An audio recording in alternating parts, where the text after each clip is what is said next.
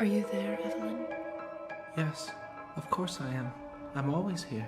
What's the matter, Evelyn? I'm frightened. It's that time of year again, isn't it, Evelyn? Yes, it is that time of year again, Evelyn. Tell me once more how it all happened, Evelyn. Hush now. We don't talk about that, because it makes us sad, Evelyn. I won't be sad this time, I promise. Please, tell me again about the tragic events of September, Evelyn. The year is 1985. St. Elmo's fire is at the top of the charts.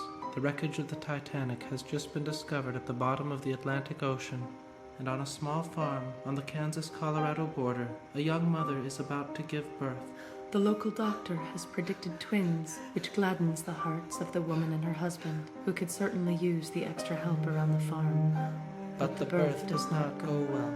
The terrified father drives his screaming, hemorrhaging wife to the local clinic, a poorly funded facility housed in a converted Airstream trailer. The presiding physician is Dr. Charlie Von Kook, a local denture maker of dubious training with eccentric religious beliefs. Help me get her inside. The labor is long and painful, and Louisa Neville, a Mennonite girl who had given up a promising career as a legal assistant to join her first and only love on the rundown farm that was his only inheritance.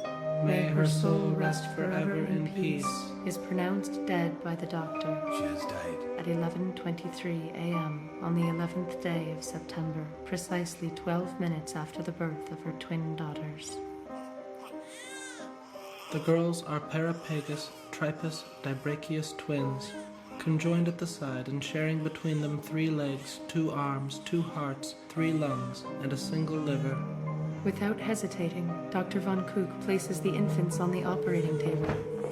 Muttering biblical quotations of doubtful accuracy, And the Lord spoke. the doctor leaves the trailer and returns with a gas-powered chainsaw. The noise is deafening in the small space as he starts the engine and prepares for the grisly operation.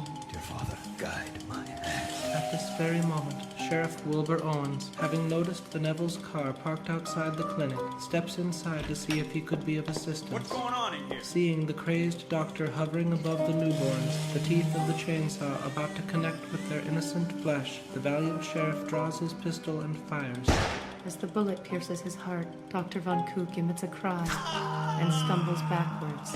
Samuel Neville, a timid, nervous man who wanted nothing more than a quiet country life with many children, is still in a state of shock over the death of his young wife and the alarming physiology of his daughters when he is struck in the neck by the chainsaw blade, Killing him instantly. Distraught, the good sheriff takes the crying infants to his car. Betty, you are not going to believe me this time. He radios back to the station where it is arranged for the twins to be admitted to the Bethany Center for Developmentally Disabled Youth in Topeka.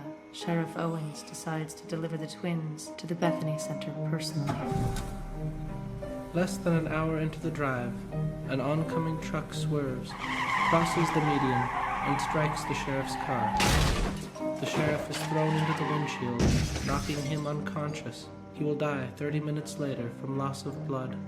Meanwhile, the world has become a sea of feathers as the truck's cargo of live chickens, many among them now seriously injured or dead, spill into the road.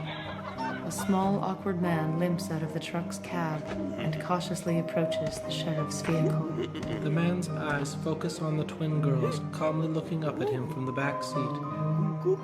Ignoring the dying sheriff, the truck driver lifts the infants into his arm and sets them in the cab of the damaged vehicle. He unhitches the trailer and climbs into the cab, abandoning the defenseless chickens to their grim fate on Interstate 70. A smile forms on his lips as he puts the truck into gear and continues down the highway.